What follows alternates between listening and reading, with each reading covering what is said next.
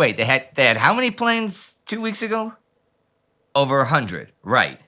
And how many now? Like 50. What? They're winning? They're winning? It doesn't sound like they're winning.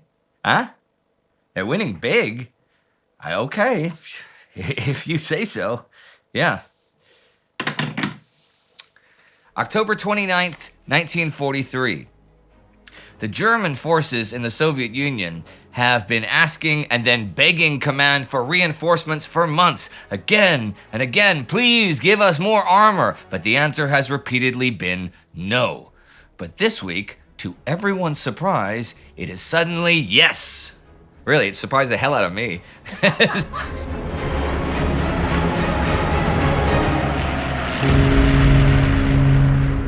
I'm Indy Neidell. This is World War II. Last week in Moscow, a conference began among the Allied high commands, and they made, and make this week, a series of declarations that will deal with their future relations and with the defeated Axis powers if and when they defeat them. In the USSR in the field, the Soviets continued fighting their way beyond the Dnieper River, reaching Krivoy Rog and reaching Melitopol in the south. In Italy, I went over Smiling Albert Kesselring's German defense lines, defense plan, and the local road system. It looked like a tough job for the Allies to overcome. Well, it still is. For the last 2 weeks of October, they pushed north by northeast, following a rugged corridor between the Upper Volturno and Highway 6, known ever more sardonically as Victory Road. American maps often label the terrain here simply mountainous hinterland. Hans Bessel is in charge of building the actual German field fortifications. Of course, this is in conjunction with the engineers of Organization Tot. It is, in fact, Italian civilians who are doing the work, and they are being well paid to do a good job. Gun positions and command posts were blasted into the solid rock in the mountains, their approaches guarded by barbed wire, booby traps, and mines. Machine gun emplacements, sited to provide interlocking fields of fire, were shielded on the top and the sides by armor plate. These emplacements were supported by portable pillboxes that encased machine guns and their crews in armor 5 inches thick and could be hauled from place to place by tractors. Mortars were dug in behind rock ridges or in deep gullies, from which they could safely lob their projectiles onto pre-targeted trails along which the enemy would have to advance. The mountainous terrain severely limited the mobility of tanks, so the Germans ingeniously sank some of theirs into the ground up to the turrets to take advantage of tank firepower while presenting smaller targets to the enemy. They concealed others inside houses in mountain villages, their guns positioned to cover the few possible routes of approach. And all those booby traps and mines, well, they're pretty serious. Bouncing Bettys are mines that leap several feet into the air after being stepped on to detonate above ground, scattering fragments in all directions, hitting anyone nearby. The shoe mine is pretty diabolical too. It's made almost wholly of wood, so the Allied mine detectors can't really pick it up. And it blows off a foot when stepped on, and a hand when set off while crawling. The German 10th Army also has some excellent fighting divisions here, and they are merely trying to hold the enemy from reaching and breaching the Barbara Line, the first and weakest line of defense, until November 1st. Basically, they fight hard and then withdraw, causing heavy casualties to the enemy. The Allies have, by today, managed to push 20 to 25 kilometers north of the Volturno along a 65-kilometer front. But that isn't much. If and when they can break Barbara, they will try to force the Mignano Gap, but that is in some future. The Allies are not only slowly advancing up Italy, they're also slowly advancing up the Solomon Islands. To assist in that advance, they've been trying to sabotage the Japanese base at Rabaul on New Britain. The plan to keep hitting it with aerial attacks, though, has been on hiatus because of bad weather. But that changes this week. The skies clear the 23rd and daily attacks begin. Over the next 3 days, the 5th Air Force loses 5 planes. Japan loses 15 shot down and 6 more damaged in the air, but 60 damaged or destroyed on the ground. After that, the weather shuts it down again, until today on the 29th, when another raid cost the Japanese 7 planes on the ground and 6 in the air. Thing is, Sure, the Japanese are losing more planes here than the Americans, and sure, they had fewer to begin with, but this is still hurting both sides. For example, 2 weeks ago, on day one of the raids, the Americans had over 100 operational fighters. Today they have but 53. But there's a lot going on in the Northern Solomons themselves this week. On the 27th, the Battle of the Treasury Islands begins. This is to seize Mono and Sterling Islands, to build a radar station, and eventually an airstrip, for jumping off points for attacks against Bougainville Island, the largest of the Solomons. These islands are pretty close to both Japanese-held Shortland and Bougainville Islands, and there is a deep harbor here. This is Operation Good Time, and it is New Zealander forces with US support. They meet almost no opposition on Sterling Island, and not a whole lot of the very surprised enemy on Mono. The fighting there does last several days. In fact, there will be Japanese sighted in the jungle there 3 months from now, but the Allies will secure the island. Some 200 Japanese are killed for 52 Allied troops. This operation is a diversion. The Allies would like the enemy to think that after this they're going to hit Buen on Bougainville or Shortland Island and not make landings by Empress Augusta Bay on Bougainville next week, which is the actual plan. So there's another diversion operation as well, Operation Blissful, which goes off the 28th. It is a raid on Choiseul by the US 2nd Marine Parachute Battalion. They carry out raids over the next few days on local Japanese positions before being withdrawn. But if the Japanese don't have much to really celebrate this week in the South Pacific, they do elsewhere. On the 25th, a holiday is declared to celebrate the completion of the Burma-Thailand Railway.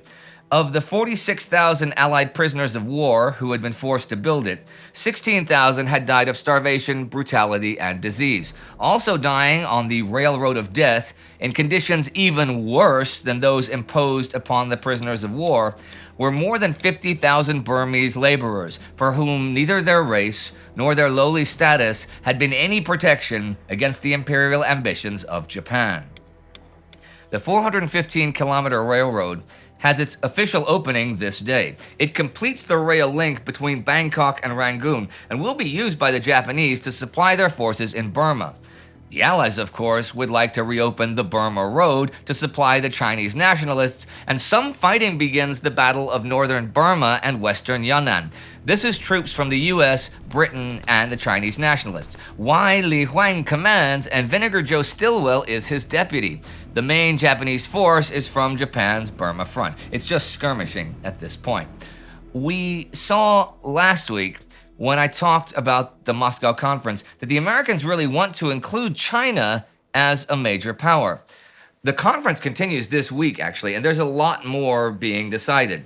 The fundamental military divergence between the Allies also appeared to be solved. The American and British military representatives outlined the planned Overlord operation for the spring of 1944, the subordination of the Mediterranean campaign to it, and, in practice always the most critical point of all, the planned transfer of 7 divisions from the Mediterranean to the United Kingdom. The Soviet representatives, who were obviously pleased by what they heard, suggested, however, the Allies try to get Turkey and Sweden to enter the war.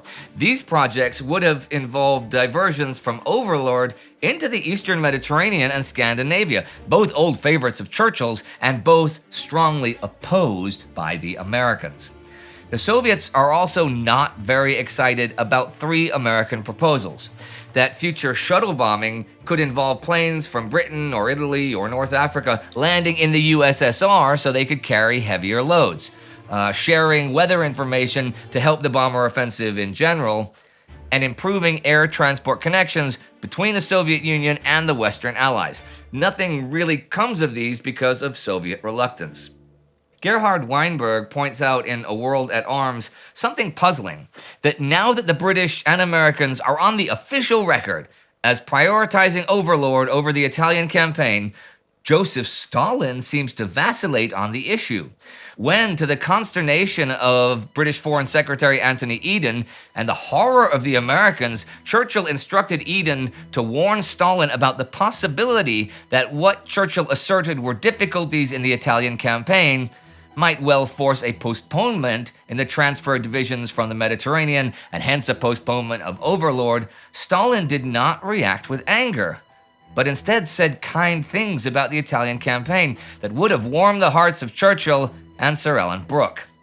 This might be because the recent string of Soviet successes have convinced Stalin that the Red Army can drive into Germany without any land action from the West, but that is just speculation. The USSR has also insisted that its borders from prior to the Axis invasion be recognized, including all the territory they took in 1939 and 1940. The British are prepared to agree to this. The Americans are unwilling to make any border commitments just now. There is also no resumption of diplomatic relations between the USSR and the Polish government in exile. But in general, all parties are satisfied with the conference, which ends tomorrow, with Stalin and Molotov even telling their allies at the end that once Germany is defeated, the USSR will enter the war against Japan. There are plans afoot for a meeting of the Big Three in a month. Churchill and President Roosevelt kind of reluctantly agree to meet in Tehran, but that's as far away from the USSR as Stalin is willing to go, so Tehran it will be.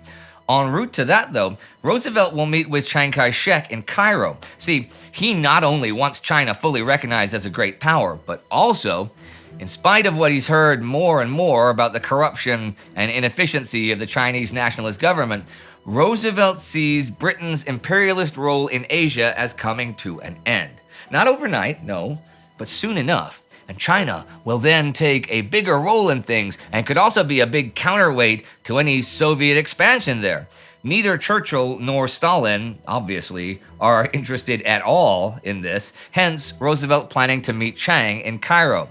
Churchill and his gang will be there too, though, for a preliminary meeting with the Americans before Tehran, and they have a different purpose. More on that over the coming weeks.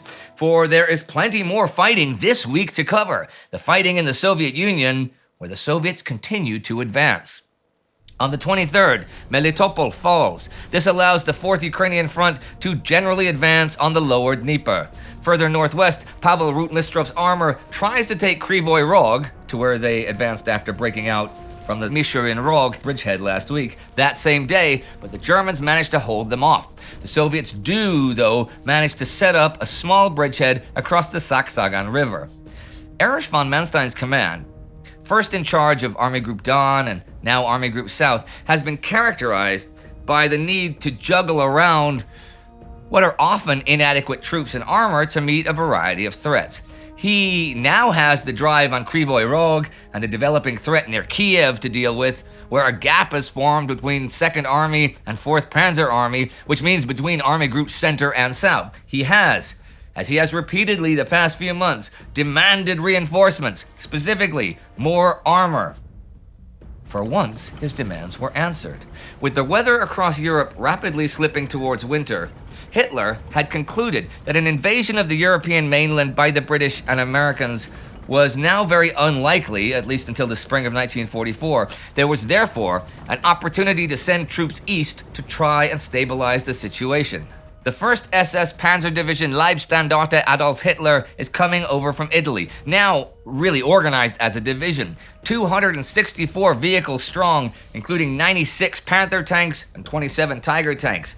The 1st Panzer Division, with 95 Panzer IVs, 76 Panthers, and even some flamethrower tanks, is also being brought in. Manstein is also to have the 24th Panzer Division, the 14th Panzer Division, and the 25th Panzer Division. That last has never fought as a unit before, and those other two are reconstituted units that were destroyed at Stalingrad. Since Manstein's forces have held back the Soviet 37th Army, Rutmistrov's armor has dangerously exposed flanks, so Manstein is going to use what new arrivals he has when he gets them, since it's obviously going to take time for all of this to arrive, against the 5th Guards Tank Army. Even if they can't destroy them, they can at least weaken them to the point where they can advance no further. So, 40th Panzer Corps is to defend the road to Kirovograd, and when they get reinforced, will drive southeast into Ivan Konyev's 2nd Ukrainian Front forces. 57th Panzer Corps on the north of 1st Panzer Army is to keep the enemy from taking Krivoy Rog and hopefully hitting the southern flank of a Soviet advance. During Rutmistrov's 100-kilometer advance on Krivoy Rog, his operational armor strength has dropped from 300 to around 75. Well, the 14th and 24th Panzers have indeed begun arriving, and the arrival of the 24th has blocked any Soviet drive on Kirovograd by late in the week. But they can't be everywhere, and the Soviets are sure advancing further along the river. On the 25th, they take Dnipropetrovsk and Dnipro-Dzerzhinsk. This means Rodion Malinovsky's 3rd Ukrainian front can now cross the river and focus on the right bank, so he can either head southwest and help out at Krivoy Rog, or attack south towards Nikopol, which Hitler has ordered held to the last man. His forces are only like 75 kilometers from either one. He orders his men to head southwest. Their attacks will likely happen next week. A radio broadcast from Berlin admits that the situation in the east is extremely grave. On the 26th, Ewald von Kleist even orders the evacuation of Crimea on his own initiative. Adolf Hitler cancels that order in the evening. Now, Siegfried Heinrici, who commanded the troops in the Zaporozhye bridgehead, has fallen ill and returns to Germany. His replacement is Ferdinand Schörner. He is one of Hitler's favorites and a die-hard ideological Nazi. He's brought in from the far north, west of Murmansk. The Nikopol bridgehead is like 40 kilometers long and a bit more than 15 deep for most of that. The only bridges across the river are at Nikopol itself and Bolshaya Lepetikha. The land has turned to mud and the roads are mostly impassable. Schörner is to move 40th Panzer Corps headquarters to Nikopol and create Gruppe Schörner with the forces that are already there. On the 27th, the Germans attack around Melitopol to establish positions in front of Nikopol to allow 17th Army time to escape Crimea. By now, 40th Panzer Corps has both 14th and 24th Panzer Divisions at its disposal, and on the 28th, they attack towards Sharivka and drive back the Soviets. Today, the 29th, they make further advances, so the Soviet Western movement is stopped as this week comes to its end, with bloody fighting north of the Volturno, west of the Dnieper, and in the islands of the South Pacific. But those last are diversions. The Japanese know, of course, that the Allies, despite their island-hopping strategy in the Solomons, cannot hop over Bougainville. They'll have to attack it. The question is when and where, and if the diversions manage to divert the enemy's attention and force. For if they don't, then the result will be lots and lots of dead men on the beaches and in the jungle. And if they do, the result will be lots and lots of dead men on the beaches and in the jungle. Just maybe not quite as many or quite as quickly. This is modern war. Ivan Tsolov.